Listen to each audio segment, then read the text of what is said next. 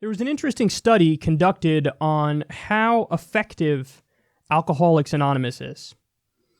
So take a look here. Research on AA and the 12-step program. About 1/3 of people maintain recovery from alcohol addiction.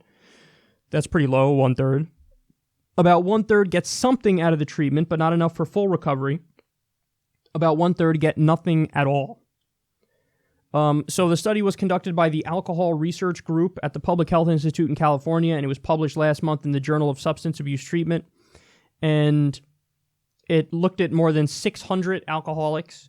So the study concluded that the groups Women for Sobriety, Smart Recovery, and Life Ring perform about as well as AA. And again, it's 1/3 of people that get full recovery.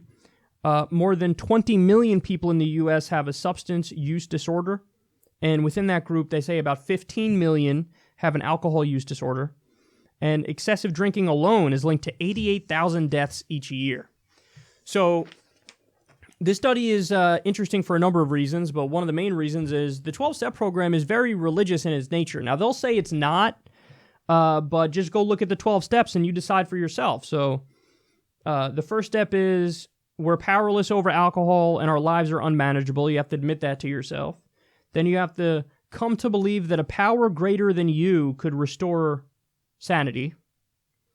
Then you have to make a decision to turn your will and your life over to the care of God as we understand Him.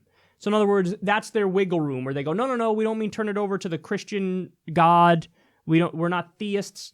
But it is kind of a deistic notion. Turn your life over to God. And by God, they say anything could be your God. Your God could be, a literal God of the Christian variety. It could be any other religion. It could be just a generic God. It can be the universe. It can be a force, energy, whatever the fuck.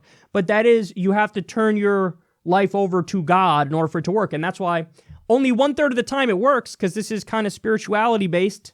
It's spirituality-based plus a massive support group to try to help you when times get rough. And the research suggests that the support group is actually the determinative factor that helps people, because that's what happens with the other groups that are more secular. That's the thing about the other groups that I named here. Women for Sobriety, Smart Recovery, Life Ring, they're like a more secular version of the 12-step program. So, but again, about 1/3 of people get helped in each individual program, and that goes to show you that I don't begrudge people if it helps them, by all means. Keep going to AA. If it helps you, it helps you. That's wonderful. Who the fuck am I to take that away from you? But all I'm saying is, if it's only 1/3 of people who get recovery from it, that's not objectively the answer. It might be the answer for that 1/3 of people, but that's not the answer in general, because then it would help way more than 1/3 of the people. So, when I read this, the first thing I thought about is a friend's father had alcohol issues, and there's a pill that he was given by his doctor where if you take the pill, then anytime you have even a sip of alcohol, you violently throw up. And it's a behaviorist approach, kind of like, okay, it's almost like you get treated in a way like an animal. Like, okay, here, if you take this, you're not going to want to drink because you'll throw up if you drink. So it's a negative reinforcement type of approach. But it worked.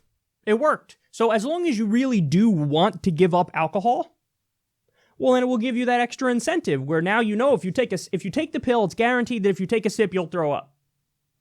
So, I don't know. To me, that seems like it's more effective, and if people really want to quit alcohol, that's something they should look into. And then you can mix that maybe with your 12-step program or your secular 12-step program or whatever the fuck it is. But either way, it's interesting to look at these results. And like I said, about 1/3 of people maintain recovery from alcoholism through AA, 1/3 gets something out of the treatment, but not a full recovery, and 1/3 get nothing at all. So it's time for the next step in addiction treatment, and I think we can look at this in a more scientific way. And again, I don't begrudge you if it helps you, but I'm just saying we can get a better answer scientifically.